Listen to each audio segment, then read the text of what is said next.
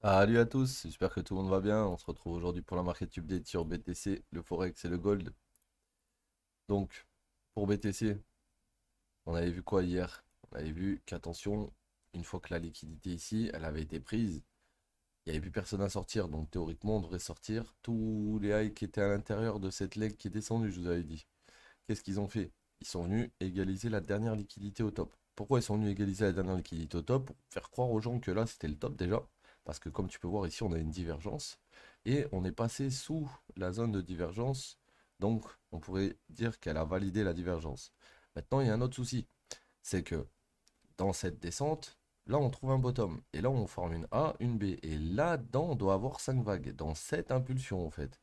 Et là, je vois juste une 1, 2, une 3 avec une 4. Et là, on va aller faire une 5. Donc, pour moi, BTC, il manque encore une leg vers le haut. Et c'est trop tôt pour le shorter. Faudra le shorter à partir du moment où on viendra dans la box ici. Une fois qu'on sera passé peut-être au-dessus du high, ou soit dans la box, mais je pense qu'on va repasser au-dessus du high. Et une fois qu'on sera repassé au-dessus du high, il faudra voir si on a une bougie M15 qui se retourne pour éventuellement jouer le retournement. Tu vois, type cette bougie, voilà, et après derrière on retourne.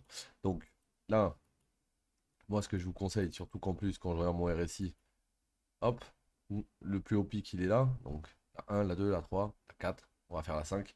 Et une fois qu'on aura fait la 5, c'est pour ça que j'ai une alerte ici, on va faire quoi à votre avis? Une fois que ce range, on aura chassé la liquidité externe du haut de ce range. Bah, c'est pas très compliqué. Normalement, une fois qu'il aura fait ça, il va faire ça, ça, ça, ça, ça, ça, ça, ça, ça, ça, ça, ça, ça, ça, ça, ça, ça, ça, ça, ça. Et il va venir prendre ce niveau. Une fois qu'il aura pris ce niveau, il y aura le rebond. Le rebond que tout le monde attend. Mais là, l'accélération que tu as eue ici, c'est une 3, c'est pas une 5 ça. Tu as vu la puissance du mouvement? Il n'y a que les 3 sur les marchés qui font des mouvements aussi puissants comme ça. Donc, c'est une 5 pour moi. Ça, c'est une 3, une 4, et on va faire une 5 ensuite. Donc, au niveau du mouvement actuel, là, on va sûrement rebondir. Ensuite, une fois que on aura SFP ici, il faudra faire attention quand on arrivera dans la zone des 26 000 et 25 900. Pourquoi? Parce que le marché, il peut très bien faire ce que je t'ai dit comme ça, comme ça, comme ça, mais arriver ici, il peut très bien faire ça. Et là, tu vois, cette leg qui descend juste ici, bon, on peut très bien remonter, prendre toute la liquidité et revenir dans la POI ici, avant de aller faire le move final. C'est pour ça que je vous dis, dès qu'on est ici, si on prend le trade ici, on va sortir potentiellement dans cette première zone. Et une fois qu'on sera sorti dans cette première zone, soit tu sors tout, soit tu sors une partie et tu te mets à BE. Moi, personnellement, je sors souvent tout. Comme ça, je peux rentrer ensuite. Donc là, hop, hop, hop. Si là, on vient ici et qu'on rebondit, on prend les liquidités à terre, on revient dans la POI. Et là, à ce moment-là, on peut venir d'aller chercher le dernier lot. En tout cas, ce lot, dites-vous un truc, c'est qu'on va aller le chercher, hein. Donc voilà. Donc pour BTC, vous avez le plan. Pas de short tout de suite, si vous voulez pas vous faire dégommer. Et une fois qu'on aura pris ce high là, donc on sera revenu dans cette zone, là, ce sera éventuellement intéressant à regarder pour un short. Ok. On va aller voir Euro USD. Donc Euro USD actuellement sur un short, actuel sur un short play, ça se voit. Là, ici, hier, on a une SFP ici, on est passé en dessous du lot. Ils sont revenus sur le retour SFP le high sans pour autant clôturer au-dessus. Donc, il y avait déjà un setup valide dans cette première bougie. Et tu en as eu un deuxième qui a été validé ce matin à 7h30 sur la deuxième bougie. Donc, lui, ce que je vois, on a un high ici, on est venu le SFP, on est venu le RSFP. Donc, ce que je vois, c'est que j'avais une bulle ici, peut-être plus haut, hein. J'avais une bulle là. On est descendu là. Là, on vient de prendre l'IDM. Ça, c'est l'IDM. Ok. Une fois que j'ai pris l'IDM, où est ma liquidité dans ce mouvement? Ici. Du coup, si vous sortez cette zone, où est-ce que vous allez TP? Sur cette ligne. Parce qu'en dessous de cette ligne, il n'y a plus de liquidité de mecs longues. Et là, vu que le marché se retourne, les bières tentent de sortir les mecs en longue. Sauf qu'une fois qu'ils les ont sortis, les mecs en longue, qu'est-ce qu'ils vont faire les bières? Ils vont switch en longue aussi. Parce qu'ils ont sorti tous les mecs en longue. Donc les bières vont switch en longue. Et l'objectif, ça sera d'aller liquider tous ces petits high. Ok?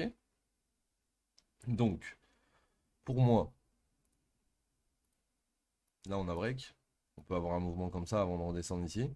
Et là, il faudra voir si dans cette zone on fait quelque chose comme ça pour repartir. C'est possible. Ok? En tout cas, WSFP sur le high protégé égale, on décale la boule sur le dernier high, ici. Et là, on est dans ça maintenant. Ok? Et vu qu'on est dans ça, faut faire attention aux sont tes liquidités. Donc, pour aujourd'hui, j'attends à ce que le gold redescende sous ça, voir ce qu'il fait dans cette zone. Si dans cette zone, c'est propre, on prend le trade. Si c'est pas propre, on attend le break, on attend le retour, et puis on aura un play ensuite. Ok. Donc GBP-USD, même cas de figure. Ici, l'IDM, on remonte dans la POI, on arrive, on prend la POI une première fois. Là, quand on revient dans la zone de demande, la petite zone de demande ici, on passe à travers. Donc du coup, derrière, on remonte dans la zone de supply tout en haut. Ensuite, on casse en dessous du lot en question. Ensuite, on remonte dans la zone de supply du haut. Et là, on est en train de casser vers le bas. Donc là, pareil, même système. Où est ma liquidité? Elle est là. Hop. Du coup, si j'ai shorté là-haut, mon objectif, c'est de sortir là, en interne. Et si je veux long, ben, ça sera pas avant qu'on ait sorti cette liquidité, donc dans cette zone. Ok les gars? On va finir avec le gold qui a bien pump it. Donc le gold, regardez bien comment c'est propre. On avait 7 legs qui descendaient qui avaient boss, ok? Tant qu'on était entre ça et ça, on était contenu dans ce range. Regardez ce qui s'est passé à partir du moment où on a SFP le high, on est redescendu sans créer de nouveau plus bas, et qu'ensuite on a commencé à remonter.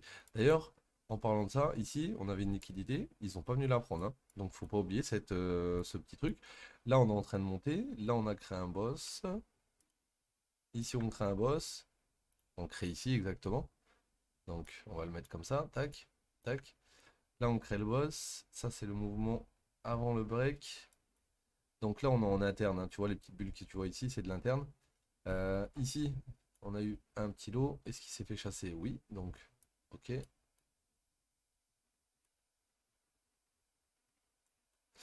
Là, on a eu un boss. Et donc là, faudrait passer en dessous d'ici pour prendre l'IDM. Faudrait repasser en dessous d'ici pour prendre l'Engineer Liquidity.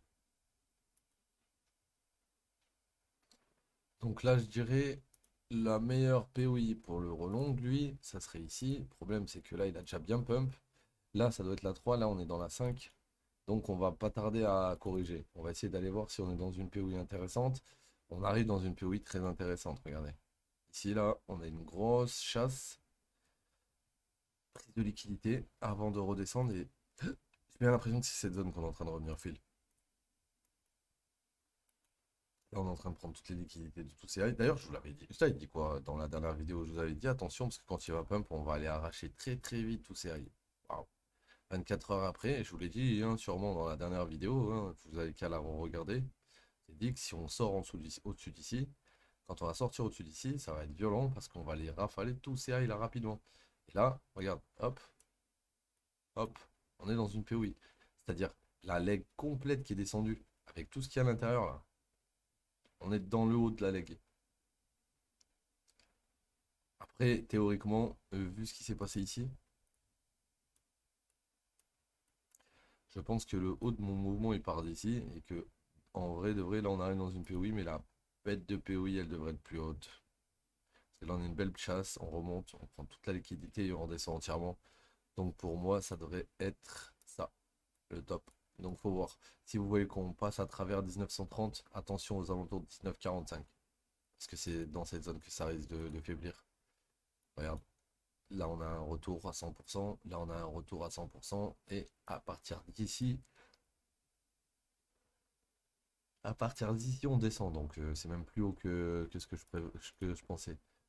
Si je mets une Fibo, ouais, il n'y a pas de short tant qu'on ne tape pas les 38, je pense. Hein, parce que là, déjà, on est en dessous de la zone des 50%. Donc là, il y a full gens qui long.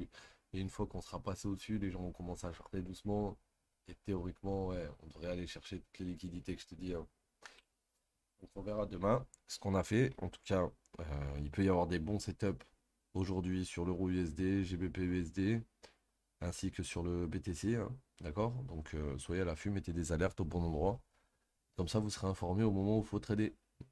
Voilà, c'était tout pour moi. Je vous dis à demain l'équipe. Prenez soin de vous.